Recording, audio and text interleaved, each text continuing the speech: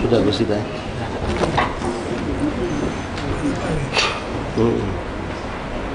Asal ni. Merah. Baik. Ya sahabat. 1, 10, 12.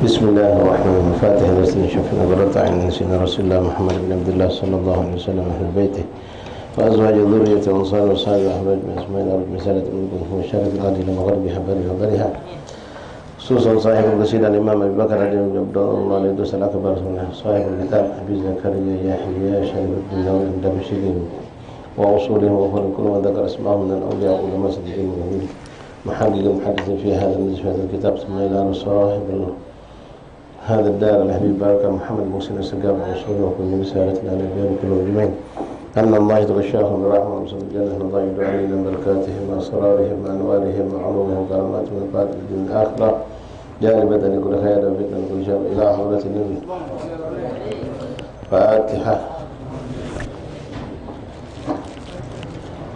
بسم الله الرحمن الرحيم الحمد لله رب العالمين الرحمن الرحيم مالك يوم الدين إياك نعبد وإياك نستعين اهدنا الصراط المستقيم صراط الذين أنعمت عليهم غير المغضوب عليهم ولا الضالين آمين بسم الله الرحمن الرحيم الحمد لله رب العالمين اللهم صل وسلم وبارك وكرم على سيدنا محمد وعلى آل سيدنا محمد مفتاح باب رحمة الله عدد ما في علم الله صلاة وسلاما دائمين بدوام ملك الله وعلى آله وصحبه ومن والاه رب اشرح لي صدري ويسر لي أمري واحلل عقدة من لساني يفقهوا قولي ربي زدنا علما ويقينا وارزقنا فهما اللهم ارزقنا فهم النبيين وحفظ المرسلين وإلهامك إلهام الملائكة المقربين سبحانك لا علم لنا إلا ما علمتنا إنك أنت العليم الحكيم وتب علينا يا رب إنك أنت التواب الرحيم اغفر لنا وارحمنا وأنت خير الراحمين فانصرنا على القوم الكافرين اللهم يا من وفق أهل الخير للخير وأعانهم عليه فيك اللهم للخير وإن عليه ولا حول ولا قوة إلا بالله العلي العظيم معاشر الحبائب حبابات حاضرين حاضرات إخوان أخواتي جمع مجلس تعليم Kampung Waspada di kediaman almarhum Al-Habib Al-Barakah Muhammad bin Muhsin As-Segaf rahimani rahimakumullah. Assalamualaikum warahmatullahi wabarakatuh. Alhamdulillah, alhamdulillah, lakal hamdu syukra ya Rabbana. Bersyukur kita kehadirat Allah Subhanahu wa taala di hari yang ke-6 malam ke-7 daripada bulan Sya'ban. Kembali kita dikumpulkan Allah dalam sehat wal afiat, dalam taat kepada Allah Subhanahu wa taala. Allah mudahkan, Allah ringankan untuk kita bisa kumpul di tempat ini. Pak insyaallah sesuai apa yang disampaikan Rasulullah SAW, kita termasuk orang-orang yang dikehendaki Allah, yang dirindukan dan diberkahi oleh Allah Subhanahu wa taala. Allah tidaklah memberikan satu ketaatan kepada seorang hamba kecuali menunjukkan hamba tersebut dicintai oleh Allah Subhanahu wa taala. Mudah-mudahan Allah yang telah memberikan kita taufik dan inayah untuk bisa duduk di tempat yang berkah dalam majlis yang berkah ini pun menjadikan amal ibadah ini adalah amal ibadah yang makbul di sisi Allah Subhanahu wa taala. Apa yang Allah janjikan bagi orang-orang yang duduk di majlis, baik limpahan pahala maupun dosa, pengangkatan derajat, status sebagai syuhada dan bermacam-macam keberkahan lainnya, pahala yang indah yang berkah, Allah berikan kepada kita sepenuhnya insyaallah taala. Amin Allahumma amin ya rabbal alamin. Ma'asyiral hadirin hadirat rahimani rahimakumullah. Alhamdulillah, pada hari ini kita dipertemukan Allah kembali, yang mana pada Rabu kemarin kami minta maaf majlis kita diliburkan karena banyak faktor yang kita pertimbangkan. Biqadar Allah, ya memang kebetulan juga Rabu kemarin samping padatnya acara berbarengan juga kondisi hujan cukup deras. Tapi insyaallah pahala tetap Allah berikan, ganjaran yang Allah janjikan tetap Allah berikan bagi orang-orang yang istiqamah. Baiklah ibu bapak hadirin hadirat habaib hubabat ummahat akhwat ikhwan rahimahullah. Kita lanjutkan pembacaan kitab Adhkar An-Nawawi rahimahullah taala, yang mana kita masuk kepada perkara hadis-hadis yang beliau kumpulkan dari beberapa hadis-hadis pokok dalam ajaran Islam sebagai penutup kitab beliau. Kita masuk kepada hadis yang kedua. Bismillahirrahmanirrahim. Alhamdulillahirabbil alamin. Allahumma shalli wa sallim ala sayyidina Muhammadin wa ala ali sayyidina Muhammad. Qala mu'allif rahimahullah ta'ala wa nafa'ana fil iman bidari amin. Al haditsu tsani, hadis yang kedua. An Aisyah radhiyallahu ta'ala anha qalat qala Rasulullah sallallahu alaihi wasallam man ahdatha fi amrina hadha ma laysa minhu fa huwa radd. Rawahu fi sahihai Bukhari wal Muslim. Ma'asyar ahbab rahimani rahimakumullah. Ini hadis menjelaskan kepada kita tentang perkara bid'ah, tentang perkara bid'ah. Jadi hadis tentang bid'ah itu banyak, bukan cuma yang sering dilontarkan oleh kelompok Wahabi yang mengatakan dalam hadis Rasul mengatakan siapa yang melakukan suatu perbuatan man ahdatha, melakukan yang belum Rasulullah melakukannya, maka perbuatan tersebut dianggap tertolak, yang teranggap bid'ah dan tertolak, dan setiap amal yang bid'ah itu sesat, dan setiap sesat masuk neraka. Makna hadis kurang lebih. Nah, ikhwan rahimakumullah, hadis-hadis yang berbicara tentang masalah bid'ah itu sangat banyak, termasuklah hadis ini.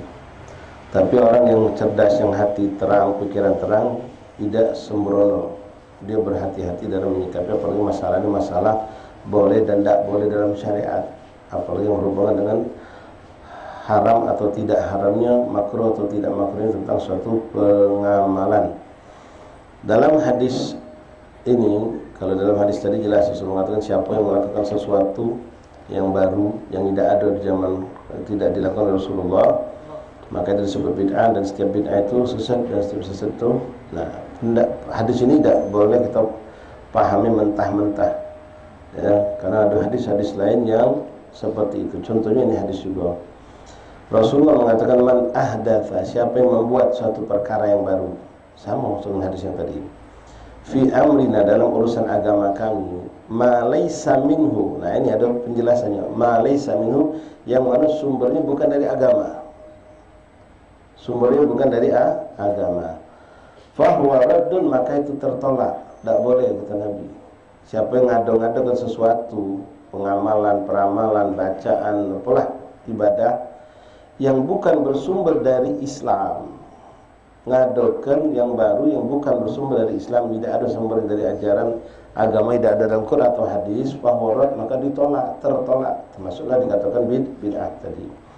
Nah, sekarang begitu banyak yang kita lakukan ikhwan, dituduh bid'ah oleh kelompok-kelompok seperti Salafi, Wahabi, padahal yang kita lakukan ini memang mungkin tidak dilakukan Rasulullah, ya, tapi bukan hadis itu cuma itu baik. Ini nih hadis contoh lagi nih, hadis Sahih Bukhari Muslim.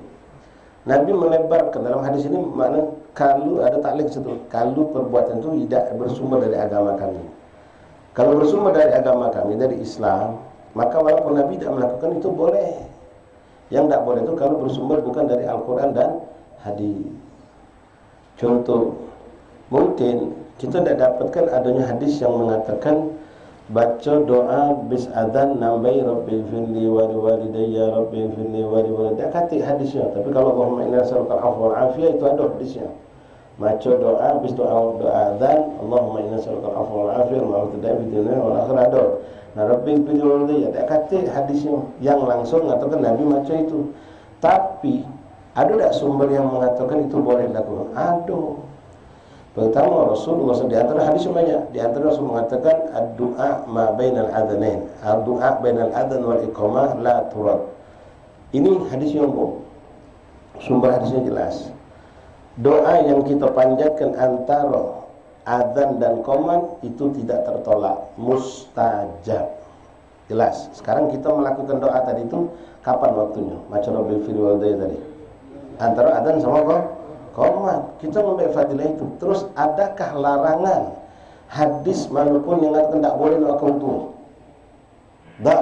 Bahkan Al-Quran hadis Nabi puluhan, mungkin ratusan yang nyuruh kita mendoakan untuk kita.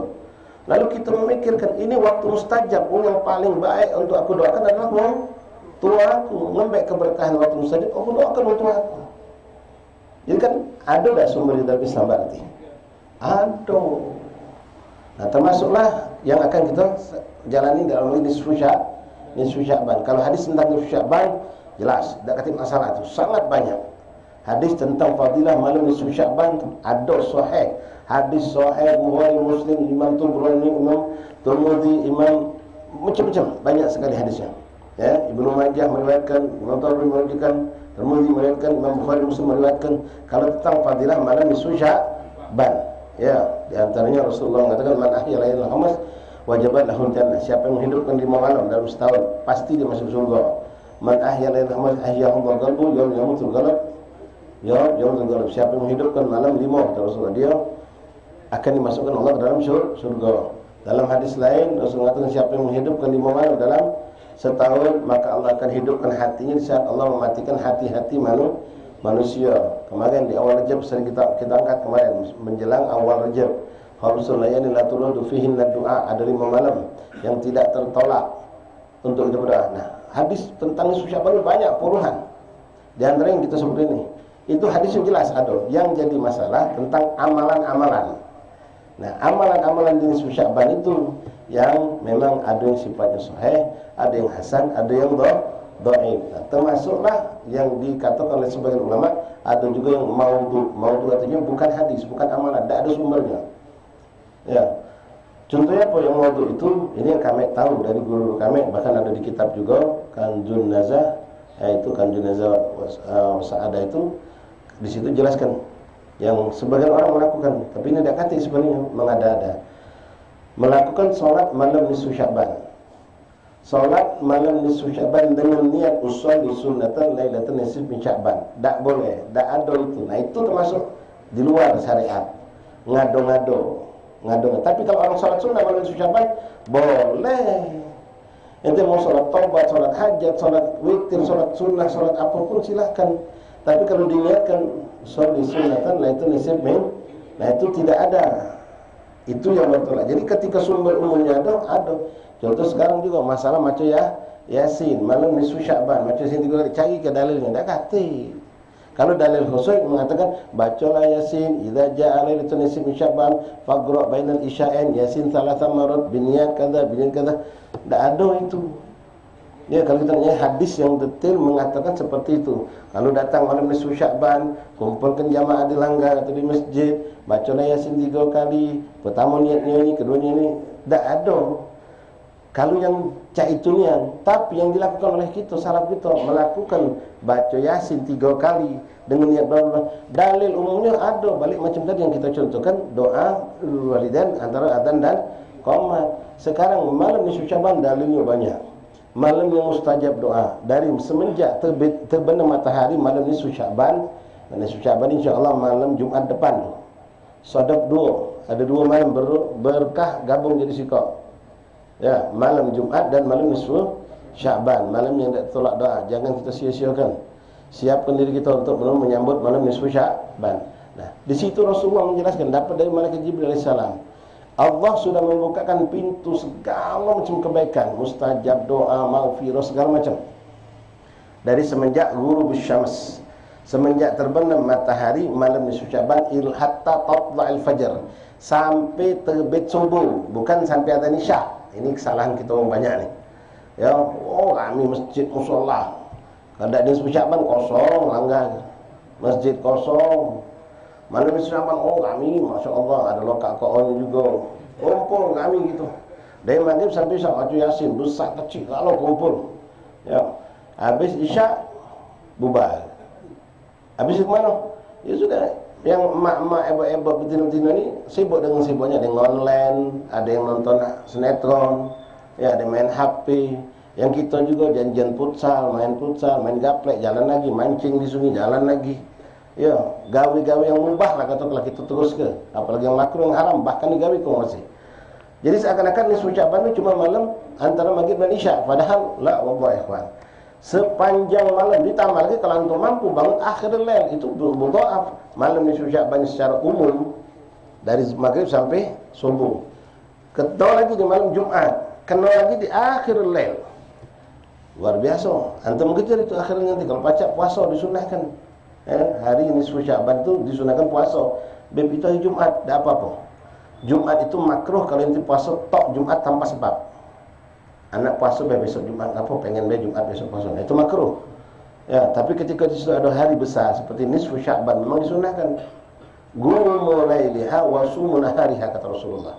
Bangunlah kamu di malam nisfu Sya'ban itu dan puasalah besok, yang kata Rasulullah. Jadi tidak apa-apa. Apalagi kalau antum bisa gabung dengan Ayyamul Bait 13, 14, 15, Rabu, Kamis, Jumat, dapat 3 hari.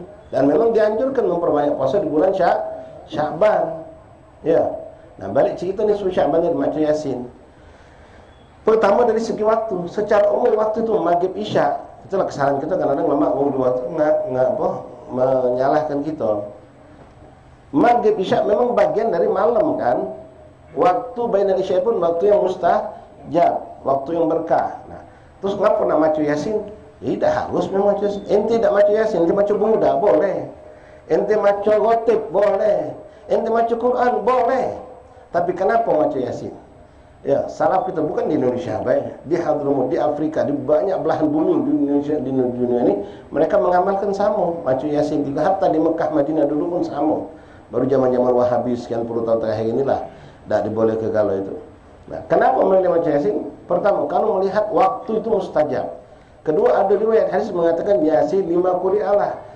Yasin itu dibaca tergantung niat umumnya. Maka malam itu dikumpulkan oleh ulama kita tadi, diajari niat pertama biar panjang umur, sehat walafiat, murah rezeki. Yasin baca. Boleh tak kami nambah dikit niatnya tu? Ya memang dikit. Yang ada di kitab nisfu Sya'ban itu kalau antum lihat di Majmu' Mubarak kan, cuma singkat niat panjangmu, sehat walafiat. Nak tambahi biar lulus gawe, biar dana laku, biar dapat jodoh, biar dapat anak. Silahkan, tidak dibatasi harus sama itu. Ya, ada lagi doa ternyata biar meninggal husnul khatimah, niat dapat rezeki yang halal. Bebas antum boleh tambah ikhwan.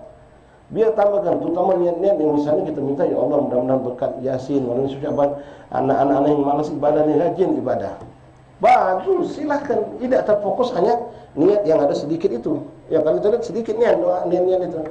Cuma salaf kita semua itulah memang macam. Bukan tidak boleh nambah, boleh. Jadi macu Yasin itu ada landasan hadis yang lain. Keluar tak dari apa yang dari dan hadis Nabi? Tidak keluar. Ini baca nih hadis ini suruh mereka. Man ahdatsa min fi amrina hadza ma laysa minhu. Yang bukan dari agama itu sendiri. Artinya ngambil dari luar. Ngambil dari luar, macam nyembelih ayam, nyembelih sapi, nguntal ke laut. Nah, ini dah ada dalam Islam. Ngambil dari Hindu, dari Buddha, kan digabekan juga oleh sebagian masyarakat di Indonesia ini. Sesajen. Nah, itu yang bid'ah. Karena ngambil bukan dari ajaran Islam. Tapi kalau medan Islam, tidak apa-apa. Macam kita menghidupkan buhur. Buhur ini. Ya. Oh, bid'ah itu cakap Hindu itu. No, masing baik kau ni. Ya. Buhur itu yang kami bakar, bukan agang baik. Kayu gaharu. Kalau kau kunjung surjung semua ini, pacak kayu kau. Kalau ketemu kayu gaharu yang mahal, sebab acak sampai nak ratusan ribu. Seberapa sekian juta. Sekilonya kami bakar bukan sembarang untuk menimbulkan bau yang harum. Nah, menimbulkan bau yang harum itu sunnah Rasulullah. Tatayyab maksudnya kebab mengharumkan ruangan, apalagi kebab manusia kami. Nah, disunnahkan memang kita mengharumi ruangan sebelum malam Jumat, sebelum kita nak kumpul, badan kita diharumkan. Itu ada landasannya. Bukan tanpa landasan, langsung mabitkan itu cakung Hindu. Nah, kata itu mungkin tasbih cakung Katolik katanya. Cakung Hindu juga. Ya. Kebetulan boleh jadi kita sama dengan dia. Ya. Dia pakai tasbih, kita pakai tasbih juga. Tapi itu kan 99 gitu. Dia wallahu a'lam, nanya kita. Ya, yang kita baca dibaca sama. Beda, kita ada landasannya. Sampai kepada Rasulullah SAW, walaupun memang di zaman Rasul tidak ada tasbih bentuk tasbih, tapi ngitung pakai biji-bijian itu sudah dilakukan oleh Rasulullah, ahli bait Rasulullah. Sayyidah Aisyah pernah. Ya.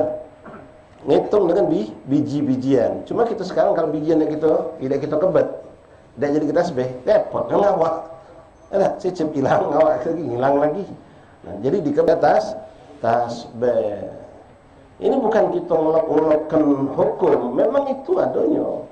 Nah, tujuan Wahabi Salafi kita ni ngawikan dulu baru nyari dalil gitu ya. Tidak, bukan kamu.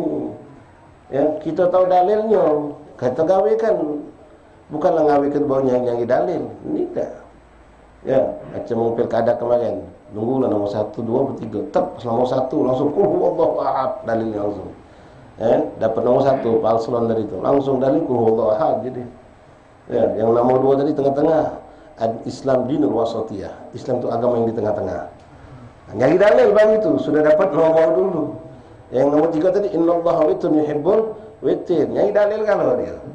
Nah, kita tidak macam itu. Kami ini beramal ada dalil baru kami berani beramal. Itu yang dijaga oleh guru-guru kita, orang-orang tua kita. Jangan sekendak kamu ngatur kami ini beramal baru nyari dalil. Tidak. Nah, balik ini hadis ini mereka tidak maco hadis ini. Cuma modalnya sikap itulah. Man ahdatha binul amrina ma laysa lahu walasil apa hadis yang lupa kan ni. Siapa yang melakukan suatu perkara yang tidak dilakukan Rasulullah SAW maka itu bid'ah. Wa kullu bid'atun dhalalah wa kullu dhalalatun finnar. Agama ni bid'ah galau ikhwan. Agama ni bid'ah galau. Ini kitab ini bid'ah. Bid'ah ini kitab. Kenapa? Mana zaman Nabi, mana zaman sahabat. Ya. Hadis yang Bukhari Muslim itu bid'ah. Kalau cara bid'ah yang banyak nian. Cuma kan ada di sini hadis ini jelas ni. Man ahdatsa fi amrina hadza ma laysa minhu. Yang bukan dari bagian agama, ngembek dari luar. Tak ada dalam Quran, dalam hadis dah kata. Wala ijma' wala daripada kias.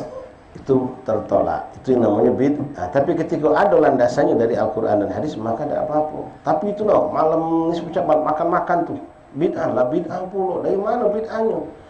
Makan-makan ini sedekah. Sedekah itu sunnah tak? Sunnah Rasulullah.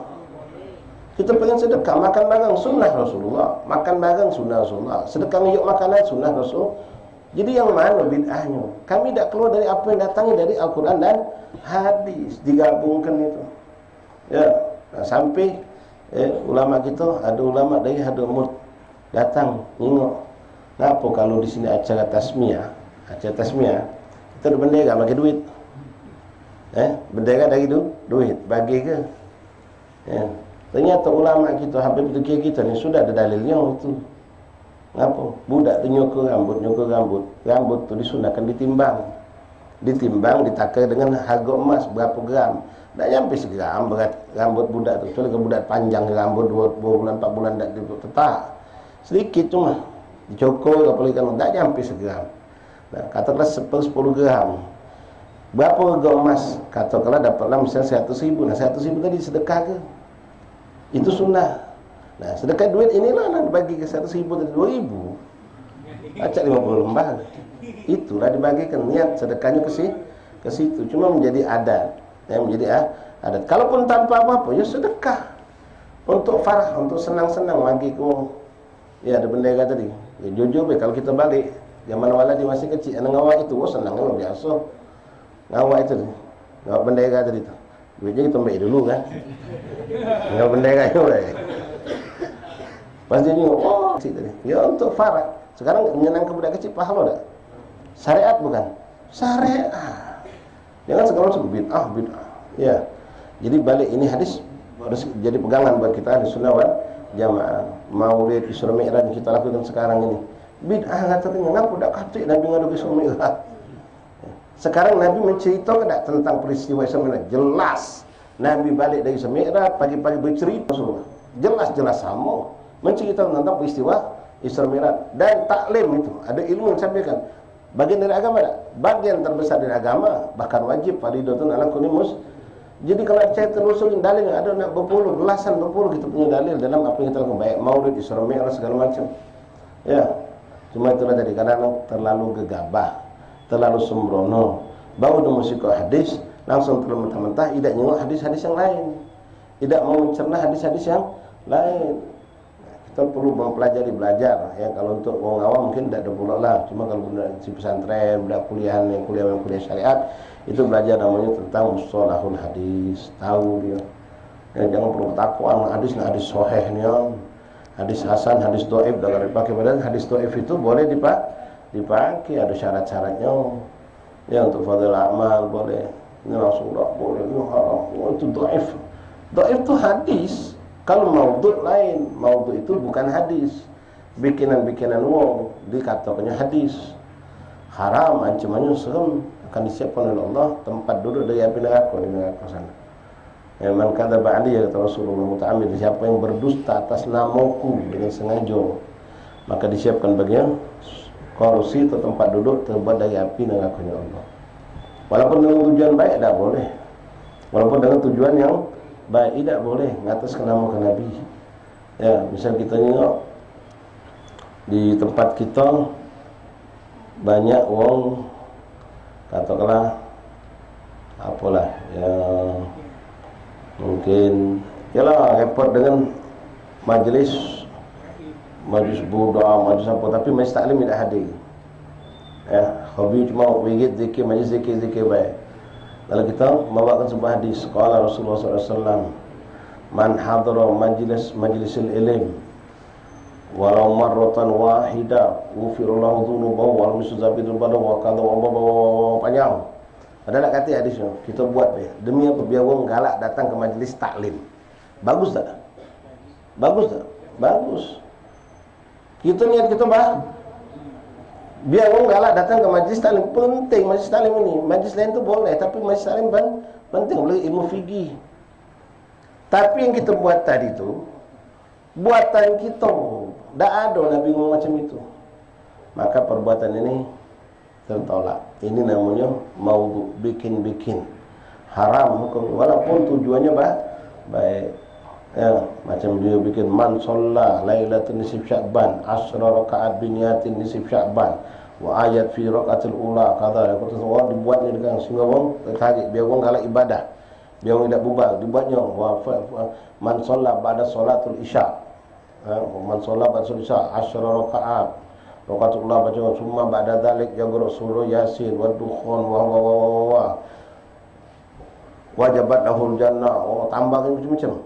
Biar orang galak ibadah setelah solat isyak. Tak cukup habis isyak bubar, tapi habis isyak masih ibadah. Tujuannya bagus tak? Bagus. Tapi muat-muat tak? Muat-muat. Boleh tak? Tak boleh. Haram. Walaupun tujuannya bagus. Tapi ikhwan rahimakumullah. Jadi hadis itu, perkara itu dikatakan bid'ah kalau memang bersumber di luar syariat Islam. Contoh banyak di Indonesia ni, di Palembang masih perlu kita singkirkan pelan-pelan. Macam kalau jenazah mentu dari rumah, anak cucu buyut lewat bawah ringgo-ringgo. Mana ada dalilnya? Lebih parah lagi mengutarakan duit logam sama beras kuning. Haram mubazir itu. Mana ada dalil? Nah, ini bid'ah. Ini di luar ajaran Islam. Tak ada. Kalau sedekah, tapi sedekah nunjuk ke orang, bukan ngambil di jalan. Ya, mau mati mana galak lagi ni maunya duit sama beras kuning. Ya, nak dimbek nyampak kotor. Kalau beras tadi siapa nak ambilnya? Duit berebut. Nah, itu bid'ah. Nah, itu memang bid'ah yang perlu kita singkirkan. Macam sekarang ni tambahan muat manjangan tali kelambu. Kalau nak pengantin makin ngatap-ngatap. Ibu, ayah, aku sekarang akan menikah. Aku akan hidup ini, aku minta ridho, aku nak nangis. Bid'ah itu. Ya, kalau nak minta maaf tu dah sepan wong. Minta ridho dah sepan wong, nyek nangis-nangis. Iya. Panjang tali kelambu be, acara jadi panjang. Itulah gayanya dah hampir dah solat zuhur, kadang-kadang Jumat terlambat. Itu bid'ah termasuk. Ya banyak kalau kita tengok bid'ah itu banyak memang. Tapi kalau yang kita lakukan ada sumbernya dari Al-Quran dan hadis, tidak termasuk yang tertolak, tidak termasuk perkara termasuk amalan-amalan di nisfu Sya'ban. Ya, banyak amalan di nisfu Sya'ban itu kita disunahkan, terutama puasa, baca tasbih, tahmid, tahlil itu disunahkan, diperbanyak. Dan menghidupkan malam nisfu Sya'ban itu sunnah. Nah, kan umum menghidupkan Dengan apa? Nak tasbih, nak solawat, nak istighfar, nak maca zikir, rotib, apa silakan. Nak khataman Quran silakan, nak solat silakan. Yang penting itu tadi, jangan niatkan sholli sunatan la itu nisif min Sya'ban. Memang banyak amalan-amalan, antara baina amalan itu hadis yang dhaif atau hasan, atau yang memang hadisnya kuat. Yang diantara yang kuat, puasa sunnah disunahkan oleh Rasulullah sallallahu alaihi wasallam. Macam contoh ya, yang mengadu-ngadu, ada orang puasa 3 bulan, kan ada orang puasa Rajab, Sya'ban, Ramadan. Ada gawe dia ni bisa dibenarkan dan benar, bisa disalahkan kalau dia salah. Mana benar kalau dia ngomong ana memperbanyak puasa ni, kebetulan ana sanggup puasa Rajab sebulan, Sya'ban sebulan. Ngambil faedah karena Rasulullah menganjurkan memperbanyak puasa di bulan Rajab dan Sya'ban. Bahkan Sayyidina Aisyah mengatakan Nabi paling banyak puasa sunnah bulan Sya'ban. Jadi anak memperbanyak. Nah kebetulan anak sanggup sebulan penuh. Benar gawe dia menjalankan sunnah Rasulullah. Tapi kalau dia ngomong Rasulullah nyuruh puasa 3 bulan betul-betul, ada hadisnya kita disuruh puasa 3 bulan betul-betul sunnah. Nah ini bid'ah. Ucapan dia itu ngado-ngado, karena Nabi tidak pernah nyuruh kita puasa 3 bulan betul-betul dengan ucapan Nabi seperti itu. Tapi kalau Nabi memperbanyak puasa sunnah di bulan Rajab, di bulan Sya'ban, memang Nabi melakukan itu. Dan makna banyak ini tidak ada batasan. Sebulan penuh itu banyak, 20 hari juga banyak, 15 hari juga banyak. Nah, macam kita dapat kemarin hadis tentang puasa 1, 2, 3, puasa lagi sampai sekian, tanggal sekian, puasa. Itu ada hadis yang walaupun hadis yang dhaif, ya silahkan kalau mau diamalkan. Baik, wallahu a'lam bishawab. Jadi hati-hati ikhwan, jangan kita cepat terkecoh dengan orang-orang yang sedikit-sedikit mengatakan bid'ah. Yang bid'ah itu, jadi sini hadisnya pendek ya, man ahdatsa fi amrina hadza ma laysa minhu fa huwa radd. Siapa yang melakukan suatu perkara yang baru dalam urusan agama tapi tidak ada dalam agama itu, maka tertolak. Tapi kalau ada berarti ini kan mantuknya.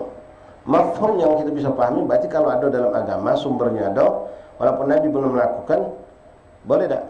Boleh, jelas. Dan sahabat banyak melakukan hal-hal yang dulu belum Nabi lakukan, tapi mereka ada landasannya, Quran dan hadis. Ya, seperti mencetak kitab, membuat kitab itu zaman tapi ke bawah, adanya kitab Sahih Bukhari, Muslim, kalau macam kutubus sittah, kalau macam itu tidak ada yang Rasulullah, ada zaman sahabat, ada zaman tabi'in dan tabi'in ke bawah. Adanya ilmu namanya ulumul Quran, mustalah hadis, nahwu, sharh, mana ada zaman Nabi nama-nama seperti itu. Walaupun ilmu itu ada, tapi bersalahan tidak bersalahan. Ya. Wa hakadha wallahu a'lam bis-shawab. Ma'asyiral ahbab rahimakumullah, ats-tsalis An-Nu'man bin Bashir radhiyallahu anhu qala sami'tu Rasulullah sallallahu alaihi wasallam yaqul inna halala bayyin wa innal harama bayyin wa bainahuma umur mutasyabihat la ya'lamuhunna katsirun minan nas faman ittaqa syubhat istabra'a lidinihi wa 'irdihi wa man waqa'a fi syubhat waqa'a fil haram karra'i yar'a hawla al-hima yushiku an yarta'a fihi ala wa inna likulli malikin hima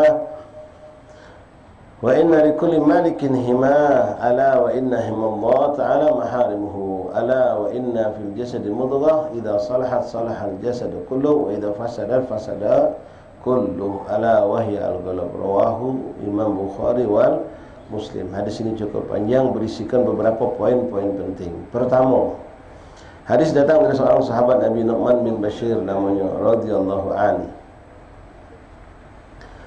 Radhiyallahu ta'ala anhuma, ya, abahnya juga seorang sahabat. Beliau mengatakan sami itu Rasulullah Muhammad. Ya, luar biasa sahabat.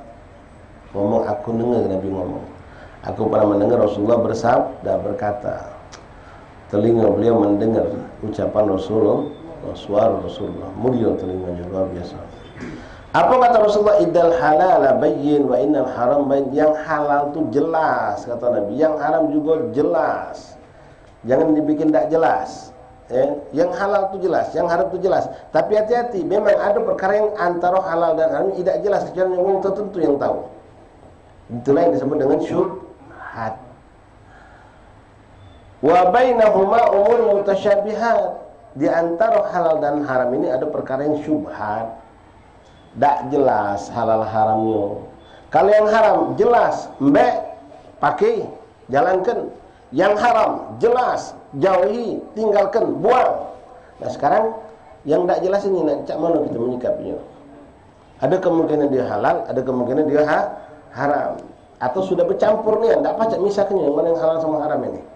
Maka Nabi mengingatkan, wa bainahuma umur mutasyabihat la ya'lamuhunna katsirun minan nas. Tak banyak orang tahu. Tidak banyak orang tahu. Yang tahu yang memang paham, mengerti dan tahu benar bagaimana bentuknya tadi. Misal contoh,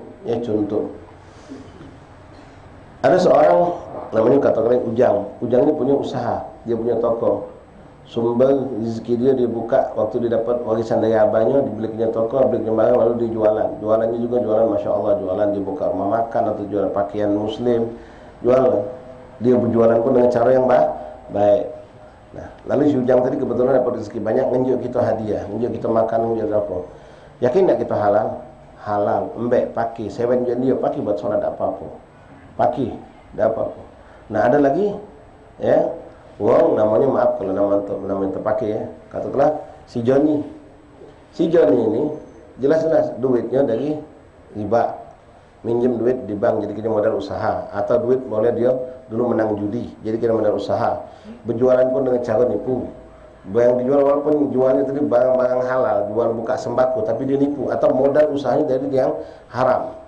Prosesnya pun dengan cara yang haram misalnya. Berarti semua rezekinya haram, jelas. Kemudian dia nunjuk kita sarung, nunjuk kita hadiah, nunjuk kita duit, nunjuk kita makanan.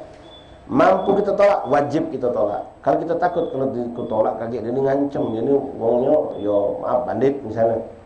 Ya, kaget dia tersinggung, kaget dia mana, ya sudah terima, tapi jangan dipakai, jangan apa-apa, simpan sampai terburu. Duit itu jangan dimakan, ya jangan dimakan. Kalaupun kata ulama boleh dipakai untuk hal-hal yang hino, buat beli kesek sampah, ya, buat beli alat pencuci toilet, barangkali duit tadi. Jangan sama sekali dimakan, diminum, apa dipakai untuk pakaian kita, jangan. Untuk hal-hal yang sia-sia boleh pakai duit itu. Jelas haram. Nah sekarang ada yang ketiga, namanya si Budi. Budi ini ada gawe dia gawe baik, dia muka toko jualan minyak wangi, jualan macam-macam halal bersih, tapi dia juga muka di diskotik. Dia juga muka diskotik, muka kelam malam.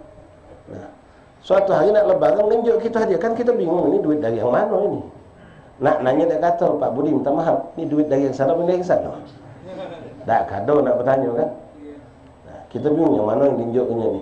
Nah, ini syubhat, tak jelas. Ini contoh yang gampang ya, makna syubhat itu banyak lagi.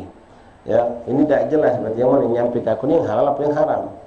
Ya kalau ni waduh 100 poin dari yang sana. Oh. Ya, pasal pada 100 poin dari yang sana halal ini. Ya, kalau dapat 5.000, dari situ cak.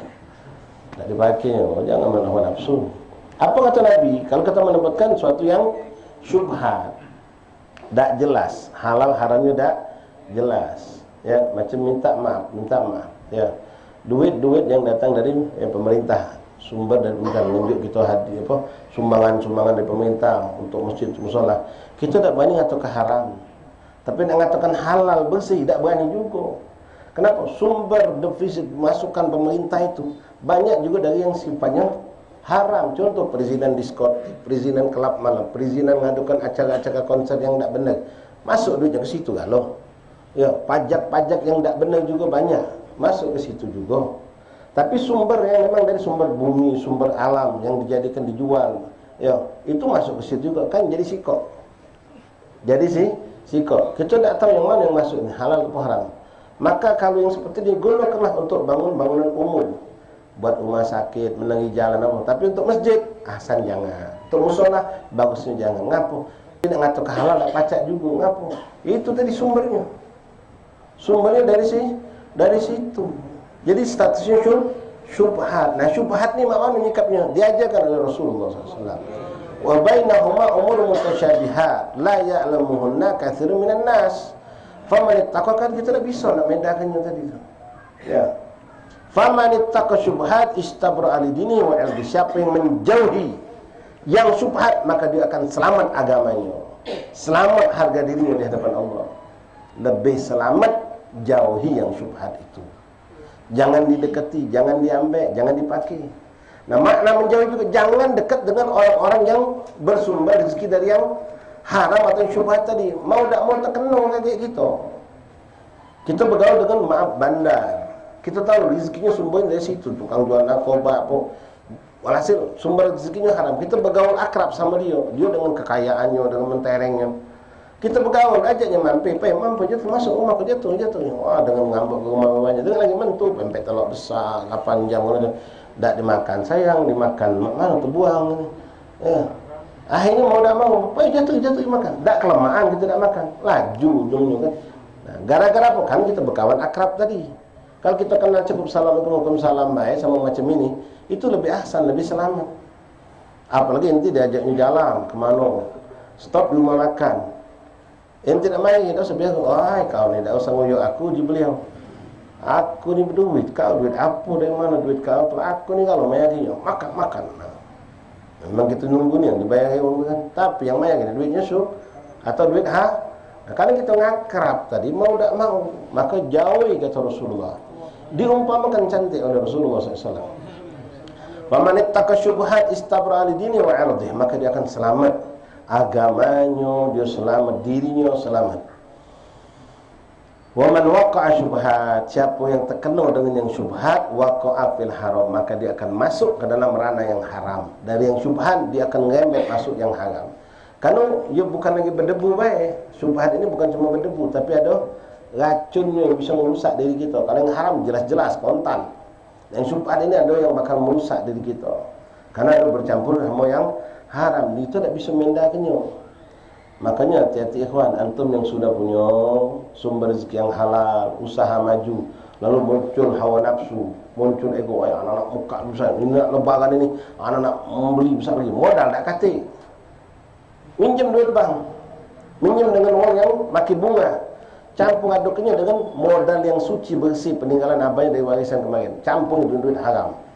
Sampunya duit modal yang haram, diputar-putarnya. Mak mana nak medahnya, nak pacak lagi kita. Sumpah itu sudah bercampur. Makanya jangan, yang sabar. Tak kata yang halal sudah tinggalkan. Tapi Allah tak pernah nutup, rezeki halal itu sangat banyak. Cuma kita kadang-kadang tak sabar, nak cepat, nak langsung instan.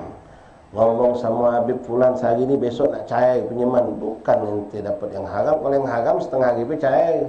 Ya 3 jam, 1 jam selesai. Kata BPKB kapal ke duit cair. Ya sabar, nak sama orang tu nak dicairkan dulu. Hati-hati ikhwan. Nah, apa kata Rasulullah? Wa man waqa'a fi syubhat waqa'a fil haram. Siapa yang sudah terjerumus dalam perkara yang syubhat, maka tunggulah dia bakal masuk ke dalam ranah yang haram. Hati-hati ummahat, ya, yang tukang mat kue kering, kue basah ni. Ya, nak bulan puasa ni kita yang pedagang sewet baju kumo, ya. Yang modal ada pakai dah kata modal sudah. Yang kita main bingung nak muka apa bulan puasa ni. Apa nak bingung? Ya, bulan puasa muka aku Quran, bukan kumo. Aslinya itu.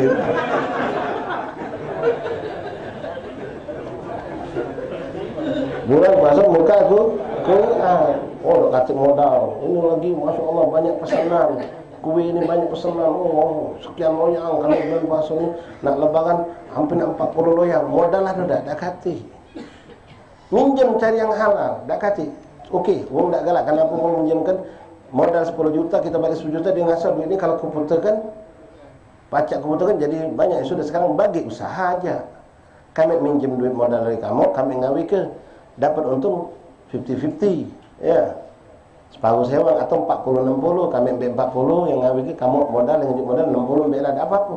Kan ada cara haram, cuma kita ni tomat, tak galak rugi kami gawi. Kami nak 100% untuk kami. Nah, sekarang dah dapat sumber yang halal. Ada cuma model macam tadi, mengajak bagi usaha, ya pakai.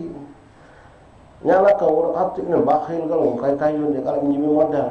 Dia orang kan pedagang, otak-otak dagang, minjem 10 juta, mati 10 juta, mikir dia kalau komputer kan jadi 12 sudah ni. Sekarang dia aja kita bagi usaha. Lah dia cantik kan yo, sudah inti balik kanan untung ini 40%. 60 ambil lain ti. Kan sah dalam syariat seperti itu. Itu tak galak, sudah 60 80-20 kalau galak. Ini tak jadi orang minjem duit sama kita. Sallu ala Nabi. Nah, lalu diumpamakan oleh Rasulullah bahayanya wong yang mendekati syubhat itu dia bakal masuk kepada yang haram. Tadi kami sudah contohkan ya, wong yang punya sumber haram itu atau syubhat tadi jangan diakrabinya, didekati. Kalau itu tekan karra'iyar haulal hima, seperti orang penggembala kambing. Kambing ini boleh dibawa gembala untuk makan, tapi ada batasan. Nah, itu dah ada garis itu, mulai dari batang kates itu, batang pisang di belah sana, tanah wong. Jangan sampai kambing itu makan rumput wong. Haram. Ya. Kambing tahu tak halal haram? Tak tahu. Ada rumput hijau laju kencang. Nah, seharusnya apa yang kita biar selamat, biar kambing itu tak makan, jauhi batasan itu.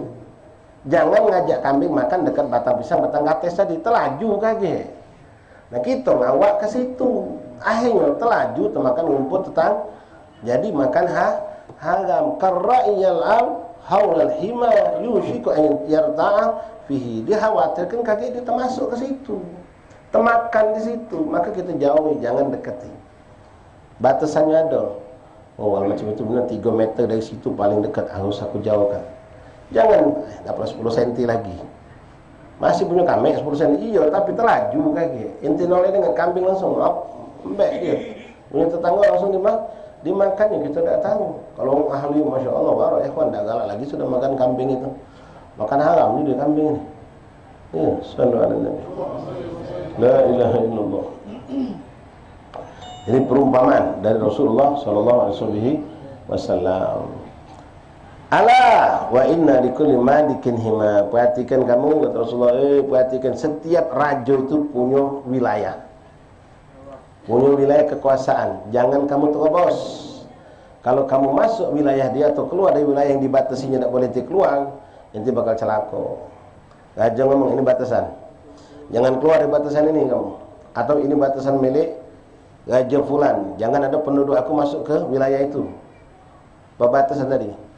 Kalau kita main dekat situ kita bakal masuk. Kalau termasuk tangkap, ya kan? Banyak kan? Kita lagi repot sama dengan Malaysia sekarang. Ya. Masuk wilayah dia, ujinya. Kita masuk wilayah dia, kita tembak. Kadang-kadang dia nembak kita, dia usir. Ada nelayan datang dari luar negeri masuk wilayah laut kita usir. Ya, masih maling juga dianggap maling. Itu kan ada wilayah, ada batasan. Nah, Rasulullah mengumpamakan ala wa inna likulli malikin hima. Ketahuilah setiap raja itu ada batasan, ada wilayahnya. Ala wa inna himallah ta'ala mahwan, dan tauhilah, kata Rasulullah, batasan yang Allah bikin itu adalah apa-apa yang diharamkan oleh Allah. Jangan kamu terobos, jangan kamu robekkan itu batasan, jangan kamu masuk itu batasan. Batasan yang sudah diharamkan oleh Allah. Ala wa inna fil jasadi mudghah idza salat jasad kulluh.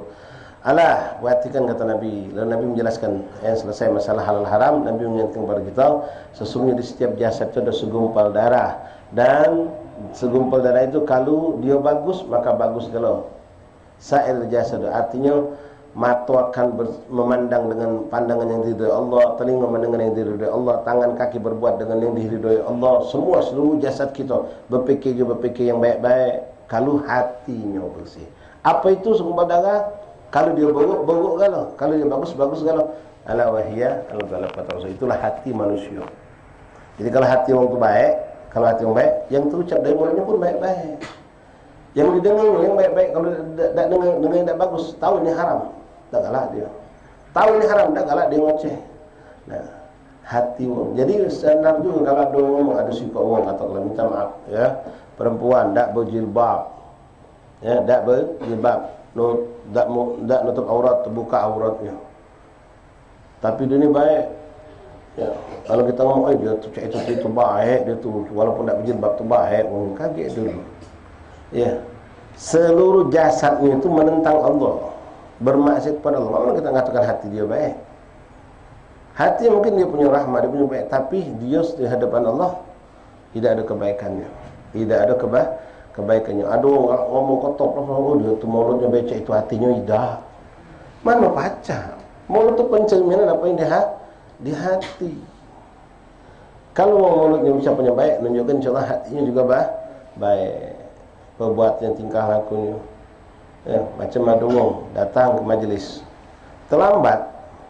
Kalau hati baik, masya Allah, si Jul ini masih nyelok ke waktu, walaupun balik pegawai terlambat masih datang dia. Hati orang baik ngomong macam itu. Kalau hati ngomong, woi kata otak ni lah, ingat lagi selesai baru datang, mana dulu. Nah.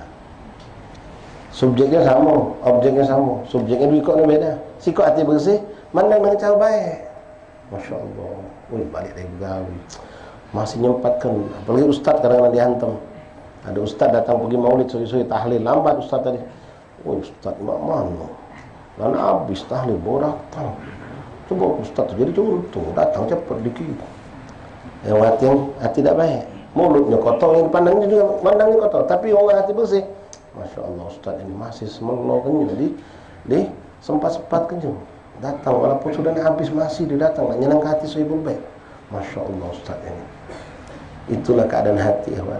Dari hati yang baik akan muncul yang baik. Kalau penilaian juga yang baik, tapi kalau hati kotor, apalagi na'udzubillah kalau hati itu sudah ada dendam dan kebencian, tak kata lagi baiknya. Ya, mau bolang juga inti apapun tak pernah dianggapnya bah kalau sudah ada kebencian dan dendam. Na'udzubillah min dzalik. Ala wa inna fil jasad mudghah idza salahat salahat jasadu kulluh wa idza fasadat fasadat jasadu kulluh ala wa hiyal qalb. Itulah hati manusia. Allah mutahhir qulubana wa qulubana zakki anfusana wa ahsin akhlaqana. Amin ya rabbal alamin. Hadis riwayat Bukhari wal Muslim. Ingat ikhwan, kullu mauludun yuladu ala fitrah. Ya, setiap bayi itu lahir dalam keadaan suci, hatinya juga suci. Tinggal kita nak dimasuk yang bersih yang kotor. Kalau kita masuk yang kotor, sudah kotor jadi anak kita. Kalau bersih. InsyaAllah kita panjangkan Allah umur sehat walafiat. Kita berjumpakan Allah dengan malam nisfu Sya'ban, malam yang penuh berkah. InsyaAllah majlis kita mungkin ada tinggal sekali lagi biidznillah, malam Rabu depan sebelum nisfu Sya'ban. Kalau habis nisfu Sya'ban kita juga kalah, kita ada kesibukan menyambut ziarah kubra. Boleh jadi masih sekali lagi. Ya, Rabu depan belum nisfu Sya'ban kan, malam Jumat depan nisfu Sya'ban. InsyaAllah malam Rabu depan kita majlis. Nah, dan nisfu Sya'ban kita jengok kalah. Ya, boleh jadi Rabu depan penutupan majlis InsyaAllah. Boleh jadi setelah nisfu Sya'ban InsyaAllah ta'ala. Wallahu a'lam bishawab. Untuk Senin tetap majlis biasa. Dan malam ini jatuh di habaib ikhwan rahimahullah. Ba'dal maghrib zikir di Masjid Haddad. Ba'dal isya kita penutupan ziarah sekaligus acara Isra wal Mi'raj di Gubah bin Ahmad bin Hasan al-Habsyi. Mungkin kami tidak melaksanakan zikir ziarah keliling, mungkin langsung fokus ke Gubah bin Ahmad bin Hasan al-Habsyi. Tapi kita Fatihah Yasin apanya, tahlilnya kita hadiahkan untuk seluruh awliya yang biasa kita ziarahi insya-Allah taala. Wallahu mengingat waktu. Bismillahirrahmanirrahim. Alhamdulillahirabbil alamin. Allahumma salli wa sallim ala sayyidina Muhammadin wa ala ali sayyidina Muhammad. Ya Rabbana tarafna bi annana tarafna wa annana asrafna ala ladha fatub alayna tawbah tawsil min kulli hawbah wastur lana al-awrati wa amin rawati waghfir li walidina rabbi wal ahli wal ikhwani wasairil khillani wa kullu dhi mahabbah au jiratin wal muslimina ajma'in amin. Asma fadlan wa judan manna la biktisabin minna bil mustafa rasuli nahadha bi kulli suli salla wa sallam rabbi alaihi wa alihi wa sahbihi idadatu sisuhbi walhamdulillahi fil bad فاتح بالضبط وصول إلى حضرة رسول الله ترسلنا ونسأل الله سلامة الفتوح والملوح والرسول صلى الله النصر ونغفر ذنوبنا اشتروا بنا من شيء قلوبنا ودي حاجة الدنيا الآخرة جعلنا وإكرام أحبابنا من الذي يستمعون القول في الترسل بارك لنا يا ربنا في شعبان بلغنا رمضان بارك لنا في شعبان بلغنا رمضان بارك لنا في شعبان بلغنا رمضان أدركنا ليلة النصف من شعبان وأكرمنا بالغفران يا أرحم الراحمين عليه الصلاة والسلام واشفي مرضانا سوسة بن علي بن عبد الله بن حميد كل من أوصل من شفاء من إخوان أوصل من أحبابنا واشفيهم شفاء عاجلا شفاء نقدسكم ولا ألم وزقنا تقوى والاستقامة واختمنا لمسلم الخاتم في خير العافية وإلى حضرة النبي محمد صلى الله عليه وسلم الفاتحة. أعوذ بالله من الشيطان الرجيم بسم الله الرحمن الرحيم الحمد لله رب العالمين الرحمن الرحيم مالك يوم الدين إياك نعبد وإياك نستعين اهدنا الصراط المستقيم صراط الذين أنعمت عليهم غير المغضوب عليهم ولا الضالين آمين.